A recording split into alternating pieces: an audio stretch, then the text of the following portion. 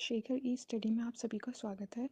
प्रिय विद्यार्थियों, हमारे इस ऑनलाइन इंस्टीट्यूट के माध्यम से आप सभी को गणित और हिंदी विषय का आधारभूत तरीके से अध्यापन कराया जाता है, जिसमें कहीं अगर थोड़ी बहुत त्रुटि हो जाती है तो उसके लिए हम क्षमा प्रार्थी हैं और इस संबंध में आपके सुझाव आमंत्रित हैं। धन्यवाद। हेलो दोस्तों, मैं शेखर स्वागत करता हूं आपका अपने YouTube चैनल शेखर ई स्टडी पॉइंट पर। दोस्तों, सामान्य गणित की कक्षाएं चल रही थी सुपर टेट 2026 को ध्यान में रखते हुए। जैसा कि आप जानते हैं, आप न्यूज़पेपर में भी देखते होंगे, रोज कोई न कोई अपडेट आती है। ठीक है, तो बहुत सारे बदलाव भी हो रहे हैं। आज भी कुछ अपडेट हैं, जैसे पाठ्यक्रम की जो प्रक्रिया होती है, चयन की प्रक्रिया आप कह लीजिए, चयन की प्रक्रिया में बदलाव किया जा रहा है, निगेटिव मार्किंग जोड़ी जा रही है, पाठ्यक्रम में थोड़ा संशोधन किया जा रहा है। ठीक है, मार्क्स कम किए जा रहे हैं, 150 से 120 किए जा रहे हैं। ये सारी न्यूज आज के पेपर में आई है, हालांकि अभी कोई आधिकारिक पुष्टि नहीं हुई है।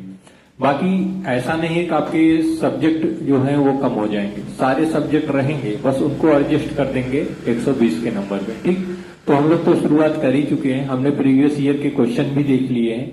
आज हम अपने टॉपिक की तरफ चलते हैं जो आपके पाठ्यक्रम में निर्धारित है। ठीक है, तो इसके पहले के जो 3 पार्ट आए हैं, अगर आपने नहीं देखे हैं तो प्लेलिस्ट बनी हुई है, उनमें जाइएगा, अवश्य देख लीजिएगा। आज के क्रम में पार्ट चौथा होगा। देखिए, आपका जो पाठ्यक्रम है उसमें जो टॉपिक है गणित में, वो पहला है अंकीय क्षमता।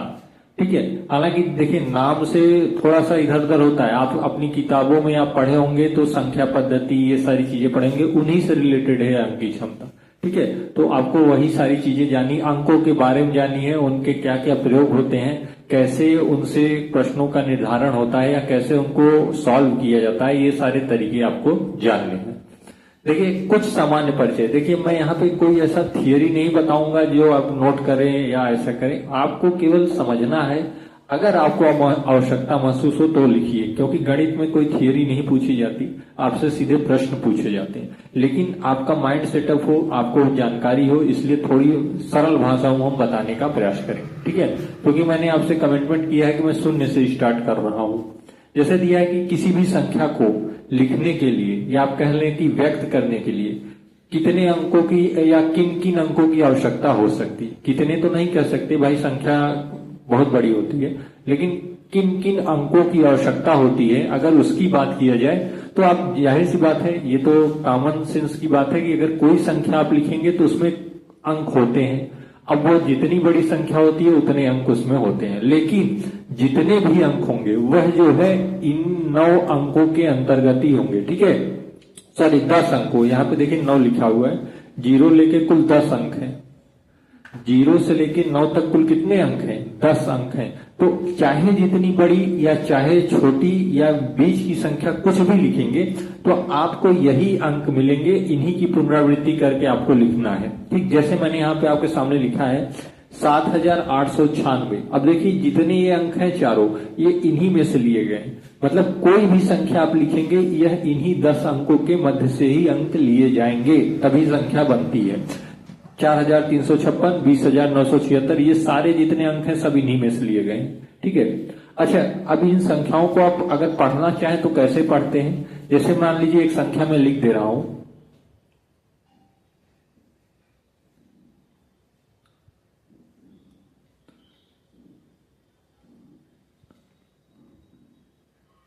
मान लीजिए ये संख्या हमने लिख दी। ठीक है, अपने मन से मैंने लिख दिया। अब अगर आपको इसको पढ़ना होगा तो कैसे पढ़ेंगे? ऐसे थोड़ी पढ़ेंगे 6 8 9 4 5 3 0 2, ऐसे नहीं पढ़ा जाता। ठीक है, गणित में कैसे पढ़ा जाता है? इसे इकाई का अंक माना जाता है। क्या? इकाई। ये क्या है आपका? इकाई का। कि ये क्या है? दहाई है। क्या है? दहाई का अंक है। ये 3 क्या है? सैकड़े का अंक है, सैकड़ा। ठीक है, ये क्या है? हजार। क्या है? हजार। ये क्या है? 4 10,000, 10,000। ये पढ़ने में इस तरीके का प्रयोग किया जाता है। ये क्या है? 9 लाख। ठीक है, 9 क्या है? लाख है। और 8 क्या है? 8 क्या है? लाख के बाद क्या आता है? 10 लाख आता है, मतलब 10 गुना उसका। ठीक है, 10 लाख। यहाँ 10 लाख नहीं, 10 गुना लाख। ठीक है, लाख के बाद क्या आएगा? करोड़। ठीक है, करोड़। हालांकि वह संख्या बहुत बड़ी हो सकती है, लेकिन इतना आपसे नहीं पूछा जाता, बस आप समझने के लिए जानते रहिए कि संख्याओं को पढ़ते किस तरीके से हैं। आप जैसे ये संख्या लिखी है तो आप गणितीय भाषा में कैसे पढ़ेंगे? 6,89,45,302। ठीक है, 302, 300 मतलब सैकड़े में पढ़ा गया, 2 दहाई और इकाई। ये इकाई होती है, दहाई होती है, सैकड़ा होता है, 1000, 10,000, लाख, 10 लाख, करोड़। तो इनको इस तरीके से पढ़ा जाता है। जैसे अब ये 6,89,45,302 पढ़ी जाएगी। कोई भी संख्या जैसे आप लिख दें, इसी को मान लीजिए, तो कैसे पढ़ेंगे? ये इकाई है, हमेशा जानते रहिएगा, पहला ये बाएं से पहला क्या होता है? इकाई का अंक होता है। ये दहाई है, ये क्या है? सैकड़ा है, ये क्या है? 1000। हमने अभी पढ़ा ही 4,356। तो 1000 से शुरू है, इकाई का अंक पहला होता है। किसी भी संख्या में इकाई का अंक जो होता है वो दाहिने से पहला होता है। ठीक है, आपके दाहिने से पहला अंक इकाई का होता है, फिर दहाई और सैकड़ा, 1000। हमेशा जो इकाई के अंक की गणना होती है इस साइड से होती है, ना कि इसको आप इकाई मान दें। ठीक है, तो गलत हो जाता है। तो यहां से आप कोई भी संख्या, अब 1000 के बाद क्या आएगा? अगर अंक होता तो वो 10,000 होता। तो 10 के रूप में जब इसे पढ़ेंगे तो 20,976 पढ़ते हैं। इस तरीके से अंकों को पढ़ा जाता है। ऐसे आपको समझना है कि अंक मतलब जो इस संख्या जो लिखी जाती है वह कुल 10 अंकों के बीच से होती है। वह चाहे जितनी बड़ी संख्या हो, अंकों की पुनरावृत्ति करके हम लिख देंगे। ठीक है, तो ये संख्या से रिलेटेड सामान्य परिचय था। यहां से कोई प्रश्न नहीं आता, लेकिन आपको जानना जरूरी था, हमने बता दिया। क्योंकि आगे जब मैं आपको इकाई दहाई इकाई अंकों से रिलेटेड क्वेश्चन कराऊंगा तो आप कंफ्यूज होंगे कि क्या इकाई अंक, कैसे अंक। तो आप जान जाइए कि संख्याओं में ये दाहिने से पहला अंक क्या होता है? इकाई का अंक होता है। और ऐसे संख्याएं पढ़ी जाती हैं, चाहे वो जितनी बड़ी हो। करोड़ के बाद 10 करोड़, अरब, 10 अरब। अब इतनी बड़ी संख्या नहीं पूछी जाती, बस आपको अधिकतम करोड़ तक जानना है। यहीं से आपके प्रश्न सॉल्व हो जाएंगे। आइए कुछ और टॉपिकों को देख लेते हैं। अगला है हमारा जाति मान और स्थानीय मान। यहां से कभी कभी प्रश्न पूछ दिए जाते हैं, जाति मान क्या होता है, स्थानीय मान क्या होता है। आपको जानना बहुत जरूरी है, क्योंकि आप अंकी क्षमता को पढ़ रहे हैं, मतलब संख्या से रिलेटेड चीजों को देख रहे हैं। तो यहाँ पे कुछ आपको लिखना नहीं है। ठीक है, जाति मान, स्थानीय मान क्या होता है, केवल आप समझिए। मान लीजिए मैंने कोई संख्या लिख दी 96,872 या 9,68,700। एक अंक और इसमें बढ़ा देते हैं ताकि और स्पष्ट हो जाए ना। यहां भी 9 कर दीजिए। ठीक, और यहां पे 0 कर दीजिए। अब इसको क्या पढ़ेंगे? मैंने बताया था इकाई, दहाई, सैकड़ा, 1000, 10,000, लाख। ठीक है, तो ये क्या है? 9,68,920। अभी भी मैंने बताया कैसे देखा जाता है, इकाई से शुरू करके इधर आया जाता है। मान लीजिए यह संख्या यहां पे हमने लिख दी, जाति मान लीजिए। ये भी संख्या हमने लिख दिया 96, 89, 20। ठीक, 9,68,920। अब जाति मान क्या होता है? किसी भी अंक का जाति मान वही अंक होता है। ठीक है, वही अंक उसका जाति। अगर आपसे पूछते कि 2 का जाति मान क्या है, तो 2 ही है। मतलब किसी भी अंक का जाति मान बदलता नहीं, वह स्थिर रहता है। 2 को 2 ही कहेंगे। ठीक है, वो उसको और किसी तरीके से नहीं पढ़ सकते जब जाति मान की बात किया जाए तब। ठीक है, 9 का जाति मान क्या होगा? 9 ही होगा। ठीक, 6 का जाति मान क्या होगा? 6 होगा। और यहां भी देखिए फिर 9 आया है, तो ये भी जाति मान के रूप में 9 ही कहा जाएगा। ठीक है, तो किसी अंक का जाति मान वही अंक होता है। कोई भी अंक, 8 का जाति मान आपसे पूछ दे तो 8 लिखेंगे सीधे सीधे, कुछ नहीं करना है, बस सीधे सीधे वह संख्या आप लिख दीजिए। ठीक है, तो 8 का जाति मान क्या है? 8 है। तो हमेशा इकाई के रूप में पूछा जाता है, ऐसा नहीं कि 2 अंक दे दे। ठीक है, तो उस स्तर के प्रश्न नहीं पूछे जाएंगे। आपसे जाति मान पूछा, जो भी अंक पूछा आप उसी अंक को आंसर बताएंगे। ठीक है, जाति मान कभी नहीं बदलता, वह हमेशा स्थिर और वही मान होता है जो अंक होता है। और इसके जस्ट इधर देखेंगे स्थानीय मान, जहां से आपसे पूछे जाते हैं। जाति मान आप समझ गए। जैसे मैंने कोई संख्या लिख दिया 768, आपसे पूछूं 6 का जाति मान क्या है, इस संख्या में 6 का जाति मान क्या है, तो मैंने आपको क्या बताया? किसी भी संख्या का जाति मान वही संख्या होती है, वो बदलती नहीं। तो 6 का जाति मान क्या है? 6 ही है, यही आपका आंसर होगा। ठीक है, कोई भी संख्या 98, 9 का जाति मान क्या है? तो 9 का जाति मान 9 ही होता है, यही आंसर होगा। ठीक, स्थानीय मान, स्थानीय मान देखिए, अब यहां पूछ रहे कि 9 का स्थानीय मान बताइए, 9 का स्थानीय मान। ठीक है, अब आपसे पूछ दिया 9 का स्थानीय मान क्या होगा। ठीक है, तो अब देखिए 2 9 है, एक 9 यहां है, एक 9 यहां है। इन दोनों के स्थानीय मान अलग अलग होंगे, एक ही नहीं होंगे, अलग अलग। भले अंक समान है लेकिन स्थानीय मान की बात किया है तो स्थानीय मान क्या होता है, अलग अलग होता है। अब जैसे मैंने क्या कहा था, ये क्या होता है, इकाई, दहाई, सैकड़ा। ये 9 यहां पे है, अगर इसका स्थानीय मान आपको निकालना है, आप पहले अगर शुरू में एकेडमिक लेवल में पढ़े होंगे तो ये सब था टॉपिक वहां पे। ठीक है, अब स्थानीय मान अगर 9 का निकालना है तो जितने इसके पहले अंक हैं, क्या, इकाई 1, दहाई 1 और सैकड़ा पे ये है। ठीक है, तो इसका स्थानीय मान क्या हो गया, 900 हो गया। लेकिन इसका स्थानीय मान अगर आप पूछे तब क्या करेंगे, इकाई का है, दहाई का है, सैकड़ा का है, फिर 1000 है, फिर 10,000 है, तब जाके ये 9 आया है, तो आप इसको 9 करेंगे। ठीक, तो इसका स्थानीय मान क्या हो गया, इकाई, दहाई, सैकड़ा, 1000, 10,000, 9 लाख हो गया। लेकिन इस 9 का स्थानीय मान क्या है, 900 है। दोनों में अंतर है, दोनों संख्या एक ही है, 9 ही है। लेकिन स्थानीय मान जब पूछे तो उस अंक को लिखकर जितनी उसके पहले की संख्या है उतना जीरो आप लिखेंगे। ठीक है, अगर ये 9 की बात किया है तो इसके पहले 2 संख्या है, यह 9 की बात किया है तो इसके पहले 5 संख्या है, तो हमने 5 जीरो लिखा। तो स्थानीय मान बदलता रहता है स्थान के हिसाब से। ये अगर सैकड़े पे था तो इसका स्थानीय मान 900, मतलब 900 सैकड़े में पड़े। अगर ये लाख पे है तो इसका स्थानीय मान लाख पे हुआ। लेकिन जाति मान चाहे अंक यहाँ है चाहे यहाँ है वही होगा। यहां भी 9 का जाति मान सेम ही है, यहां भी 9 का जाति मान सेम ही है। ठीक है, जो जाति मान हमेशा स्थिर वही संख्या होती है। स्थानीय मान स्थान के अनुसार बदलता रहता है, जैसे मैंने आपको एग्जाम्पल दिया। लेकिन अगर हम जैसे इसमें पूछ दें 6 का स्थानीय मान बताइए, तो 6 का स्थानीय मान क्या करेंगे, 6 लिखेंगे, कितनी 1 2 3 4 संख्या, 4 जीरो लिख दीजिए, 60,000। ठीक है, 6 का स्थानीय मान क्या है, 60,000 है। तो इस तरीके से आप स्थानीय मान जाति मान को समझेंगे, लिखना नहीं है, केवल आप समझिएगा। जहां आपको न समझ में आए आप कमेंट बॉक्स में बताइएगा, मैं आपको फिर से बता दूंगा। ठीक है, आइए अगला टॉपिक देख लेते हैं।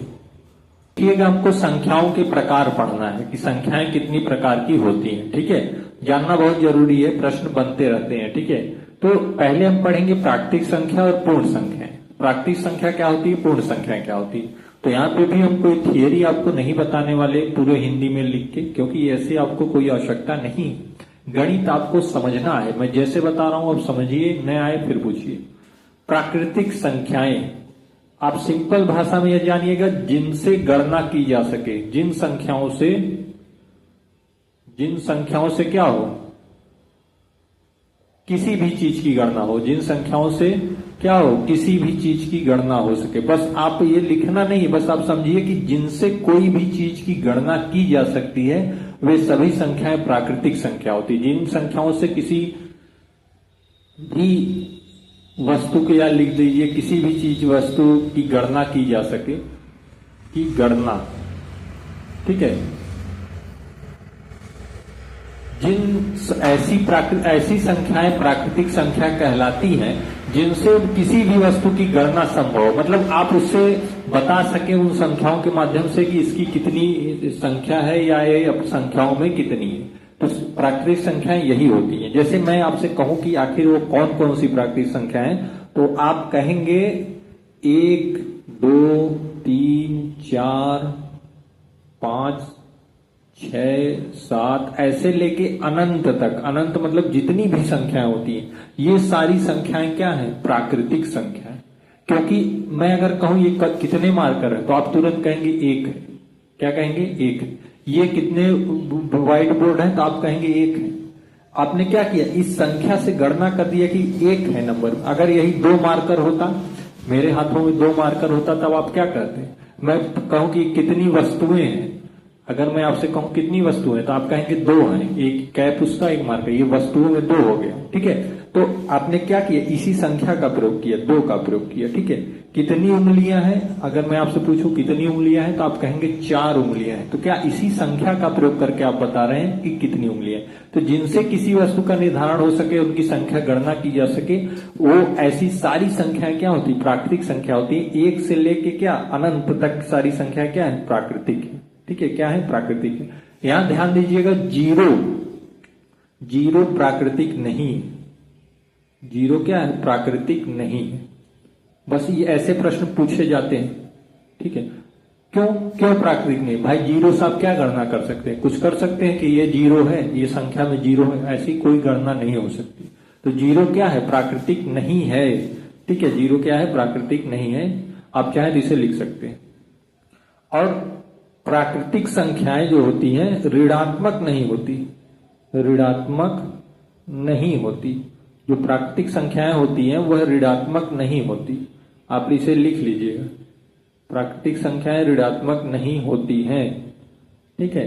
ये दोनों चीज आप जानते रहिएगा। अब आप यूं कहें कि -1 है तो -1 से कोई गणना नहीं की जा सकती, ठीक है, किसी भी चीज की। तो प्राकृतिक संख्या क्या होती है, वो ऋणात्मक रूप में नहीं होती। अब ये ना कहिएगा तापमान माइनस में होता है, भाई वो अलग चीज है, ठीक है, वो कोई गणना की चीज नहीं है। तो ऋणात्मक संख्या क्या है, प्राकृतिक संख्याएं नहीं होती है। इसके जस्ट विपरीत अगर पूर्ण संख्याओं की बात की जाए तो आप सीधे सीधे जानते रहिएगा, 0 प्लस प्राकृतिक संख्या, 0 प्लस प्राकृतिक संख्या, ठीक है। एक मैं गणित के फार्मूले के तौर पर बता रहा हूं, ये कोई फार्मूला थोड़ी। जैसे 0 प्लस प्राकृतिक संख्या मतलब 0 को लेकर जितनी प्राकृतिक संख्याएं हैं, 0 को लेकर जितनी भी प्राकृतिक संख्याएं हैं, अगर प्राकृतिक संख्याओं में के साथ 0 भी लिख दें तो वो सारी संख्या क्या हो जाएंगी, तुरंत पूर्ण संख्याएं कहलाएंगी। क्या कहलाएंगी, पूर्ण। यहां 0 नहीं था लेकिन सारी संख्या यही है अनंत तक, तो ये क्या है, ये क्या है, प्राकृतिक है। लेकिन 0 हमने जोड़ दिया तो जो 0 के साथ शुरुआत करके लिखेंगे ये पूर्ण संख्या कहलाएगी। आपसे कोई पूछे ऐसी संख्या लिखी हो तो क्या पूछे, प्राकृतिक है पूर्ण, आप कहेंगे पूर्ण है, ठीक है, क्योंकि 0 जुड़ा हुआ है, ठीक। तो प्राकृतिक और पूर्ण में आप जान गए। बस आपको इतना ही जानना है, परिचय केवल लेना है कि पूर्ण संख्याएं जिसमें 0 के साथ प्राकृतिक संख्याएं लिखी जाए वह पूर्ण संख्या होती। अगर आपसे एक प्रश्न पूछा जाता है, मैंने बताया ना कि पूर्ण संख्याएं 0 के साथ अगर प्राकृतिक संख्या लिख देंगे तो वो सारी पूर्ण संख्या होती। तो यहां आपसे प्रश्न यह पूछ सकते हैं, क्या सभी प्राकृतिक संख्याएं पूर्ण संख्या हो सकती हैं? आप कहेंगे हाँ, सभी प्राकृतिक संख्या पूर्ण संख्या भी हो सकती है, क्योंकि यहाँ पे देखिए पूर्ण के अंदर ही प्राकृतिक निहित है। मतलब पूर्ण संख्या अगर ये है, अगर ये आप कहेंगे पूर्ण संख्या है तो इसके अंदर ही प्राकृतिक भी निहित है। कैसे, 0 प्लस प्राकृतिक संख्या है, मतलब जब 0 और प्राकृतिक संख्या लिखेंगे तभी वह पूर्ण संख्या बनती है, अगर 0 जुड़ा है तो आप कह सकते हैं कि सभी प्राकृतिक संख्याएं पूर्ण संख्या हो सकती है, ठीक है। ये आपको जानना है, ऐसे प्रश्न पूछे जाते हैं। आप लिख लीजिए, मैं बोल रहा हूं, सभी प्राकृतिक संख्याएं पूर्ण संख्या हो सकती है, ठीक। आइए अगली संख्या देखते हैं, संख्याओं के प्रकार को। देखिए पूर्णांक संख्याएं, ठीक है, पूर्णांक संख्याएं क्या होती हैं? आपने प्राकृतिक पढ़ लिया, पूर्ण पढ़ लिया, लेकिन अब पूर्णांक संख्या क्या होती है? पूर्णांक संख्या क्या होती है? सभी पूर्ण संख्याएं, यहां पे लिखा है सभी पूर्ण संख्याएं प्लस उनकी ऋणात्मक संख्या, मतलब जितनी पूर्ण संख्या होती है, आपको पता है कि पूर्ण संख्या क्या होती है, वो धनात्मक होती है। 0 से लेके 1 2 3 4 5 6 अनंत तक क्या है, सब धनात्मक रूप है।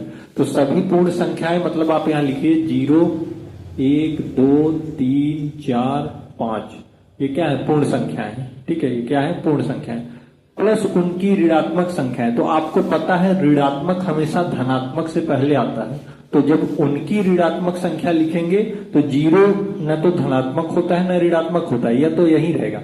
लेकिन 1 क्या है, यह धनात्मक है, इसका ऋणात्मक रूप जब भी होगा यहां आएगा, ठीक है। 2 क्या है, धनात्मक है, इसका ऋणात्मक रूप जब भी होगा यहां आएगा। ऐसे 3, ऐसे 4, ऐसे 5, ऐसे अनंत तक, ठीक है, जितनी इधर जाएंगे उतनी इधर आएंगे। तो सभी पूर्ण संख्या, ये क्या है, सभी पूर्ण संख्या है, तथा उनकी ऋणात्मक संख्या, ये क्या है, इनकी ऋणात्मक संख्या है, ठीक है।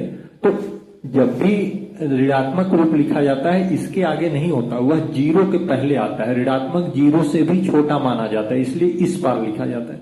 तो ये जितनी संख्याएं मैंने यहाँ पे लिखी, यहां से लेके यहां तक, ठीक है, ये क्या है, पूर्णांक संख्या है, ठीक है, ये क्या है, पूर्णांक संख्या है। सभी पूर्ण संख्याएं तथा उनका ऋणात्मक रूप क्या होता है, पूर्णांक संख्या होती है। ये भी अनंत जाएगा, ये भी अनंत जाएगा, जितना इधर जाएंगे उतना इधर आएंगे, ठीक।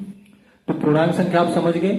मैंने आपको प्राकृतिक, पूर्ण, पूर्णांक 3 बताया। प्राकृतिक संख्या जिनसे गणना की जा सके, पूर्ण संख्या जिसमें जीरो भी जोड़ दिया जाए प्राकृतिक संख्या के साथ वह सारी पूर्ण हो जाएंगी। पूर्णांक संख्या जिसमें पूर्ण संख्या के साथ उसका ऋणात्मक रूप लिख दिया जाए वह पूर्णांक संख्या होगी। ठीक है। अच्छा, पूर्णांक के भी प्रकार होते हैं। पूर्णांक के प्रकार क्या होते हैं? दो तरीके से होते हैं, यही लिखा हुआ है। एक होता है धनात्मक पूर्णांक, एक होता है धनात्मक, और दूसरा क्या होता है? ऋणात्मक। ठीक, धनात्मक और ऋणात्मक पूर्णांक के प्रकार क्या है? धनात्मक और ऋणात्मक। धनात्मक कहेगा तो क्या लिखेंगे? 1 2 3 4 5 ये अनंत। ऋणात्मक कहेगा तो -1 -2 -3 -4 -5 ये अनंत। ठीक है, ये क्या है? ऋणात्मक रूप है। तो यही तो यहाँ लिखा हुआ है, इधर धनात्मक लिखा हुआ है, इधर ऋणात्मक लिखा हुआ है। ठीक है, तो सभी पूर्ण संख्याएं और उनकी ऋणात्मक संख्याएं क्या होती हैं?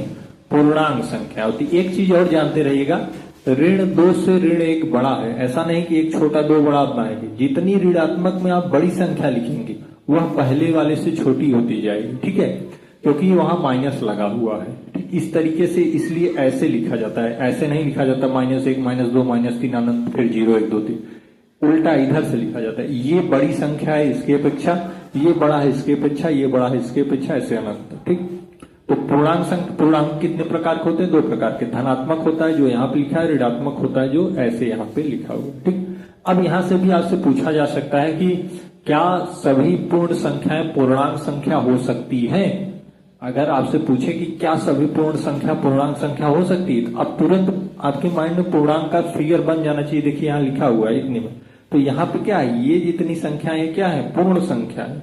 तो आप कह सकते हैं कि सभी पूर्ण संख्या पूर्णांक संख्या हो सकती है। ये पूर्ण ही है ना, पूर्णांक के अंतर्गत आई है, तो सभी पूर्ण संख्या क्या होती है? आप लिख लीजिएगा, सभी पूर्ण संख्या पूर्णांक संख्या हो सकती है। ठीक है, और पूछ दे क्या सभी प्राकृतिक संख्याएं पूर्णांक हो सकती है? देखिए प्राकृतिक संख्या यहाँ पे है 1 2 3 4 5 6 अनंत, तो सभी प्राकृतिक संख्या पूर्णांक भी हो सकती है। ठीक है, ये भी आप लिखेंगे, सभी प्राकृतिक संख्या पूर्णांक भी हो सकती है, सभी पूर्ण संख्या भी पूर्णांक हो सकती है। लेकिन आप कहें सभी पूर्णांक संख्या प्राकृतिक होंगी तो ऐसा नहीं है, क्योंकि ये ऋणात्मक भी होती है। ठीक है, और प्राकृतिक संख्या ऋणात्मक नहीं होती। सभी पूर्णांक संख्याएं पूर्ण होती हैं तो ये भी संभव नहीं है, क्योंकि पूर्ण के साथ वो ऋणात्मक भी होती हैं और पूर्ण संख्या ऋणात्मक नहीं होती। ठीक, तो थोड़ा सा ये रिवर्सिबिलिटी आपको समझने की आवश्यकता है। ठीक, मैं जैसे जैसे बोलता हूं आप उसे चाहे लिख सकते हैं। आपसे प्रश्न अगर पूछा जाए कि सभी पूर्ण संख्या पूर्णांक संख्या होती है, आप तुरंत कहेंगे हाँ, क्योंकि पूर्णांक संख्या में पूर्ण संख्या है। सभी प्राकृतिक संख्या पूर्णांक होती है, आप कहेंगे हाँ, क्योंकि सभी होती नहीं है ऐसा नहीं कहेगा, हो सकती है ऐसा कहेगा। तो हम कहेंगे हाँ, सभी प्राकृतिक संख्या पूर्णांक हो सकती है, क्योंकि यहाँ पे पूर्णांक के अंतर्गत ही प्राकृतिक आ रही है। ठीक है, तो ऐसे प्रश्नों को आप सॉल्व करेंगे। आइए कुछ और संख्याओं के प्रकार देख लेते हैं। अब देखिए है परमेय और अपरमेय संख्या है। ठीक है, संख्याओं के प्रकार में अब आता है आपका परमेय संख्या और अपरमेय संख्या। इन्हें ध्यान से देखिएगा, यहां से प्रश्न बनते हैं। अब परमेय संख्या क्या होती है? ऐसी संख्याएं जिन्हें p/q, आप सामान्य शब्दों में समझिएगा, जिन्हें भिन्न के रूप में लिखा जा सके। मतलब वे संख्याएं जिन्हें हम क्या करें, भिन्न के रूप में लिख सकते हैं, वे सारी संख्या क्या होती है? परमेय संख्या होती है। और ऐसी संख्या जिन्हें हम भिन्न के रूप में नहीं लिख सकते, वह सारी संख्याएं क्या होती है? अपरमेय संख्या होती है। ठीक है, तो परमेय अपरमेय यही है। अगर आप p/q के रूप में लिख ले रहे हैं, अर्थात अंश और हर के रूप में किसी संख्या को लिख ले रहे हैं, तो वह परमेय कहलाएगी। अगर p/q अर्थात अंश या हर के रूप में नहीं लिख पा रहे हैं, तो वह संख्या अपरिमेय संख्या कहलाएगी। जैसे देखिएगा, मैंने यहाँ पे लिखा हुआ है, वे सभी संख्याएं p/q के रूप में व्यक्त किया जा सकता है, उन्हें परमेय कहते हैं। जैसा कि मैंने बताया, जैसे आपने लिख दिया 8, मैं पूछूं 8 क्या परमेय है? आपको कहना है हाँ परमेय है, क्योंकि इसे p/q अर्थात इस रूप में लिखा जा सकता है। 8 के नीचे अगर आप 1 लिख देते हैं तो देखिए p और q के रूप में हो गया, p/q के रूप में हो गया। तो 8 क्या है? परमेय है। 1 के नीचे लिखे या न लिखे इसका कोई मतलब नहीं है, 8 ही कहा जाएगा यह। ठीक है, तो 8 क्या है? परमेय है। आपसे कहूं 6 क्या है? परमेय है।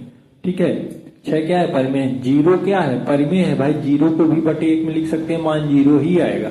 इसको भी ऐसे लिखेंगे तो मान 8 ही आएगा। तो 0 भी क्या है? परिमेय संख्या है। ठीक है, भिन्न के रूप में लिखना है, जैसे 22/7 पाई का मान, ये क्या है? परिमेय संख्या है। पाई का मान जो होता है 22/7, ये क्या है? परिमेय संख्या है। ठीक है, ऐसे आप परिमेय संख्या को लिखेंगे। -6 क्या है? परिमेय संख्या है। क्यों परिमेय है भाई? -6 के बटे 1 कर देंगे, p/q फॉर्म में हो गई। -9 परिमेय है, 1 कर दिया, p/q के फॉर्म में हो गई। तो हमें जो p/q के फॉर्म में लिखी जाए, अर्थात जो अंश और हर के रूप में लिखा जा सके, अंश और हर के रूप में, वह सारी संख्याएं परिमेय होती है। परिमेय संख्या ऋणात्मक भी हो सकती है, 0 भी परिमेय संख्या है, और पाई का जो मान होता है वह भी परिमेय संख्या है, 22/7। तो परिमेय संख्या को हम किसे लिखते हैं? भिन्न के रूप में। 2/3 क्या है? परिमेय संख्या, क्योंकि p/q के फॉर्म में लिखी गई है। वे सभी संख्याएं जिन्हें p/q के रूप में व्यक्त नहीं किया जा सकता, वह अपरिमेय संख्या होती है। जैसे सामान्य शब्दों में समझिए, करणी का रूप, जैसे √3 अपरिमेय है, √7 अपरिमेय है, √9 √11 अपरिमेय है। तो जितने करणी के रूप हैं वे सारे क्या है? अपरिमेय है। पाई आपसे पूछा जाता है, पाई क्या है? तो आप कहेंगे अपरिमेय है। लेकिन पाई का मान 22/7 क्या है? परिमेय संख्या है। ठीक है, तो इस चीज को आप ध्यान दीजिएगा।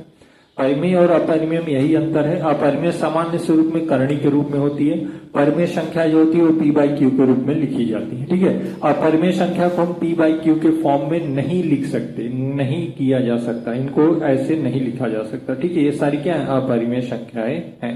ठीक, करणी का रूप अपरिमेय, p/q का फॉर्म परिमेय संख्या। अब देखिए, परिमेय और अपरिमेय संख्या से जुड़े कुछ महत्वपूर्ण तथ्य आपके एग्जाम में पूछे जाते हैं, जिन्हें मैं यहाँ पे लिख के आपको बता रहा हूँ। परिमेय संख्याओं से जुड़े कुछ तथ्यों को देखिए। जैसे मैंने यहाँ पे लिखा है शॉर्ट फॉर्म में, थियरी नहीं लिख के उन्हीं को शॉर्ट तरीके से समझाने का प्रयास किया है। जैसे आपको मैंने बताया कि परिमेय और अपरिमेय संख्या क्या होती है। जिन्हें p/q के रूप में आप लिखते हैं परिमेय है, जिन्हें नहीं लिख पाते अपरिमेय है। अब उनके बीच का रिलेशन क्या है, परिमेय और अपरिमेय संख्याओं के बीच का क्या संबंध है, उसे आपको देखना है। ठीक है, यहाँ पे मैंने आपको उससे रिलेटेड चीजें यहाँ पे लिखी हैं, आप उसे देखिए, एक एक करके समझिएगा। जैसे परिमेय संख्या को अपरिमेय संख्या के साथ जोड़े तो क्या आएगा? उसका मान जो भी आएगा वह सदैव क्या होगा? अपरिमेय संख्या होगा। ठीक है, तो आप कह सकते हैं कि परिमेय संख्या और अपरिमेय संख्या का योग सदैव अपरिमेय संख्या होता है। जैसे परिमेय संख्या क्या है? 5 है, अपरिमेय संख्या क्या है? √3 है। तो इनका जो योग होगा वह होगा 5 + √3। यह क्या होगा? सदैव अपरिमेय होगा। ये परिमेय है, यह अपरिमेय है। तो जब भी आप परिमेय संख्या और अपरिमेय संख्या को जोड़ेंगे तो जो मान आएगा वह सदैव अपरिमेय संख्या होगा, क्योंकि अंडर रूट में अगर मान है तो वह अपरिमेय होता है। ठीक है, परिमेय संख्या जैसे 9 और अपरिमेय संख्या जैसे -11। अगर परिमेय संख्या 9 को अपरिमेय संख्या से घटाएंगे तो जो मान आएगा 9 - √11, यह भी क्या होगा? सदैव अपरिमेय संख्या होगा। तो आप कह सकते हैं कि परिमेय संख्या को अपरिमेय संख्या से घटाने पर जो संख्या प्राप्त होती है वह सदैव अपरिमेय संख्या होती है। ऐसा डायरेक्ट आपके एग्जाम में पूछा जा सकता है। परिमेय संख्या जैसे 7 को अपरिमेय संख्या से गुणा करें, जैसे 3, परिमेय संख्या 7 को अपरिमेय संख्या से गुणा करें तो आएगा 7√3। यह भी क्या होगा? सदैव अपरिमेय होगा। ठीक है, इसीलिए आपको पहले परिमेय अपरिमेय बता दिया गया, तब उनके रिलेशन को बताया जा रहा है। परिमेय संख्या और अपरिमेय संख्या का योग क्या होगा? सदैव अपरिमेय। परिमेय संख्या और अपरिमेय संख्या का अंतर क्या होगा? सदैव अपरिमेय। परिमेय संख्या और अपरिमेय संख्या का गुणनफल क्या होगा? सदैव क्या होगा? अपरिमेय होगा। ठीक है, इन तीनों केसों में हमेशा जो संख्या बनेगी वह अपरिमेय होगी। ठीक है, कुछ और रिलेशन है, उन्हें भी देख लेते हैं। परिमेय और अपरिमेय संख्याओं से रिलेटेड अगला जो तथ्य है, अगर दो अपरिमेय संख्याएं हैं, ठीक है, अगर 2 अपरिमेय संख्याएं हैं तो उनका योग, उनका अंतर, उनका गुणनफल और उनका भागफल सदैव जो होगा वह या तो अपरिमेय होगा या अपरिमेय होगा। बात क्या किया है, केवल दो अपरिमेय संख्याओं की बात किया है, इसमें परिमेय की नहीं गणना किया है। ठीक है, दो अपरिमेय संख्याओं का योग, अंतर, गुणनफल तथा भागफल एक परिमेय या अपरिमेय संख्या हो सकती है। ठीक है, जैसे समझिएगा, मैं आपको बता रहा हूं कैसे। दो अपरिमेय संख्या, जैसे मान लीजिए एक अपरिमेय संख्या क्या है, 2 माइनस अंडर रूट 5, ठीक, और एक अपरिमेय संख्या 2, इसका धनात्मक रूप ले लिया हमने। अब कह रहा है कि इनका योग, अगर इनका योग करेंगे तो 2 और 2 क्या होगा, 4 हो जाएगा, लेकिन ये माइनस है और ये प्लस है तो ये कैंसिल हो जाएंगे। तो 4 क्या है, एक परिमेय संख्या है। योग, अब जरूरी नहीं कि योग करने पर बार बार परिमेय ही आए, अपरिमेय भी आ सकता है। ठीक है, अपरिमेय भी आ सकता है। जैसे अब मान लीजिए हमने यहां पे कर दिया 2 प्लस अंडर रूट 5 और 3 प्लस अंडर रूट 5। अब इनका योग करेंगे, क्या आएगा, 3 2 5 आएगा, और ये भी जोड़ जाएगा 2 अंडर रूट 5। तो ये क्या आया, अपरिमेय आ गया, लेकिन यहाँ पे परिमेय आया था। तो दो अपरिमेय संख्याओं का आप योग करेंगे तो या तो परिमेय आएगा या अपरिमेय आएगा। ठीक है, अगर इन्हीं का अंतर कर दें, आप इन्हीं का क्या करें, अंतर कर दें, तो जब अंतर करेंगे, देखिए यहाँ पे जब ऋणात्मक चिन्ह लगाएंगे तो जब ब्रैकेट ओपन करेंगे तो ये होगा 2 under root 5 minus 2 minus under root 5। अब 2 2 से कैंसिल हो गया, लेकिन ये क्या आ गया, अंडर रूट 5 ही बचा है, 2 अंडर रूट 5। तो ये क्या है, अब ये क्या है, अपरिमेय संख्या है। तो दो अपरिमेय संख्याओं का योग या अंतर वह या तो परिमेय होगा या अपरिमेय होगा। अगर गुणा करें, जैसे अंडर रूट 5 एक परिमेय संख्या है, एक है अंडर रूट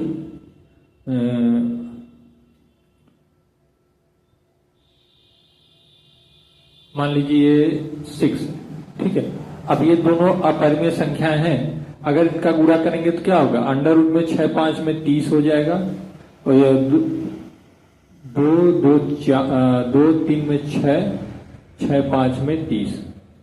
ठीक है, अब इनका गुणनखंड भी करेंगे तो ये ऐसे ही रह जाएगा।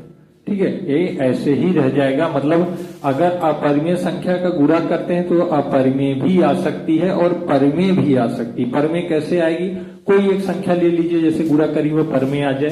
जैसे मान लीजिए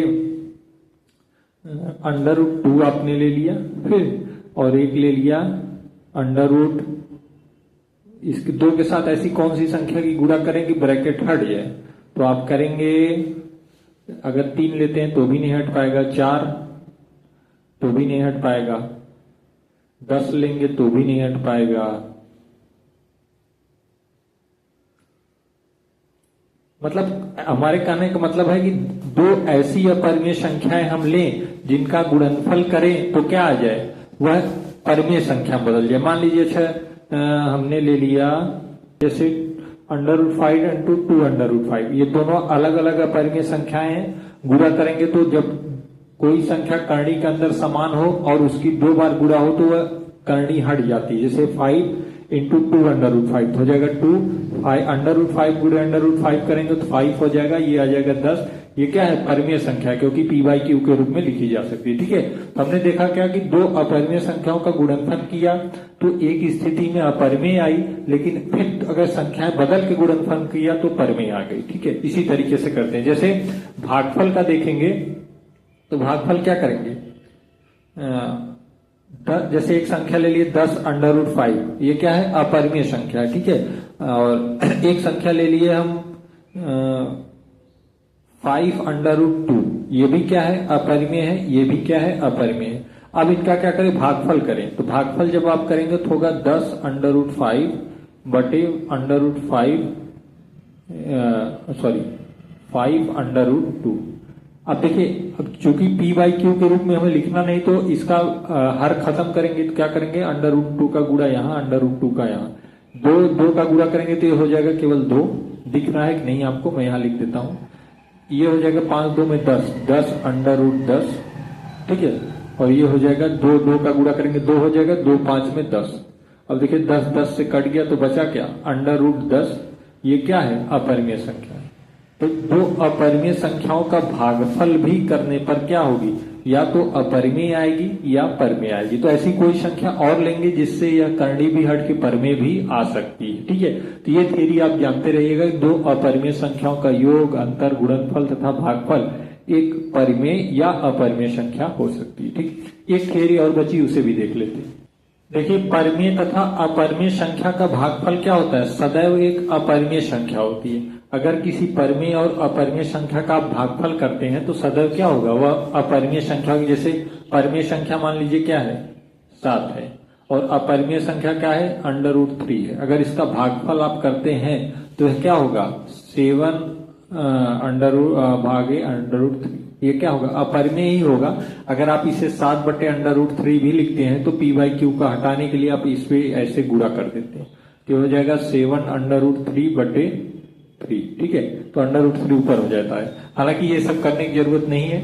अगर परिमेय और अपरिमेय संख्या का भागफल सदैव अपरिमेय संख्या के रूप में ही होता है। √3 अगर करणी आ गई तो वह अपरिमेय ही होगा। ठीक है, अगर करणी आ गई तो अपरिमेय होगा। बस यही है, आप ये थियरी जानते रहिएगा। आपके एग्जाम में पूछे परिमेय और अपरिमेय संख्या का भागफल क्या होता है तो सदैव अपरिमेय होता है। कोई भी संख्या ले लीजिए, जैसे आप एक ले लीजिए परिमेय संख्या 9 भागे कर दीजिए 7/√3, तो ये क्या है? अपरिमेय संख्या है। ये जो भी बनेगी वह हमेशा अपरिमेय ही बनेगी।